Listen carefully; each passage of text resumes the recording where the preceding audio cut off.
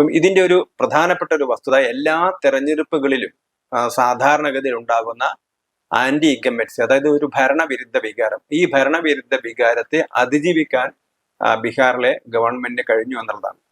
അതേപോലെ തന്നെ മറ്റൊരു പ്രധാനപ്പെട്ട വസ്തുത, പ്രധാനമന്ത്രി നരേന്ദ്രമോദി അദ്ദേഹം ഗുജറാത്തിലെ മുഖ്യമന്ത്രി ആയിരുന്ന സമയത്തും പ്രധാനമന്ത്രി ആയിരുന്ന സമയത്തും ഒക്കെ ഫ്രീബീസ്, അതായത് ആളുകൾക്ക് സൗജന്യങ്ങൾ നൽകുന്നത്, ധനസഹായങ്ങൾ നൽകുന്നത്, അതിനെയൊക്കെ അദ്ദേഹം എതിർത്തിരുന്ന ആളായിരുന്നു എന്നുള്ളൊരു വിഷയമാണ് പരാമർശിക്കപ്പെടുന്നത്. പക്ഷെ ഇപ്പം അദ്ദേഹം അതിന് വഴങ്ങിയിരിക്കുന്നു.